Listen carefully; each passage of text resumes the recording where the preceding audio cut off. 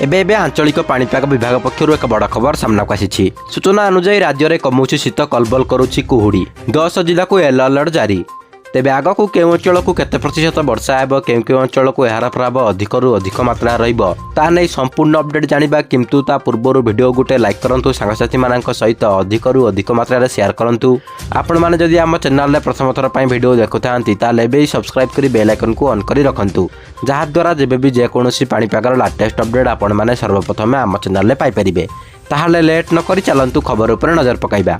तेबे राज्य में शीत कमुथिबा बेले अधिक रहुछि कुहुड़ी। एथिपाई येलो अलर्ट जारी करिछि आंचलिक पाणीपाग विभाग। तेबे घन कुहुड़ी पाई 10 जिला को येलो अलर्ट जारी करा जायछि। दुर्घटना प्रबल अंचल में पेट्रोलिंग बढ़ाइबा सह ड्राइवर माननकु सचेतन करिबा पई परामर्श दिया जायछि। सेपटे फेब्रुआरी रे छुईला पुणी 35 डिग्री तापमात्रा। 2 दिन पर आहुरी बढ़िबो ताती। राति तापमात्रा रे कोनोसी परिवर्तन न हेले भी दिन में 2 ରୁ 3 डिग्री बढ़िबो ताती। अन्यपटे वर्तमान किछि स्थान रे प्रबल खरा लागि रहिथिले मध्य किछि स्थान रे कोहला पाग सह हालुकारू मध्यम धरणर वर्षा लागि रहिछि। तेबे उपकूल ओडिशा समेत केंद्रीय ओडिशा रे पाग सुखिला सह प्रबल खरा अनुभूत हेउथिबा बेले उत्तर अभ्यंतरण ओडिशा रे मेघुआ पाग सह हालुकारू मध्यम धरणर वर्षा थिबा नै सूचना दैछि आंचलिक पाणीपाग विभाग। तेबे आज और आसंता काली मध्य किछि जिल्ला रे वर्षा होई पारे। उपकूल रे सृष्टि होइतिबा गुरुचाप वलय सह वायुमंडलर उपरि भाग रे थिबा निम्नचाप रेखा प्रभाव रे एभली पाग लागि रहिछि।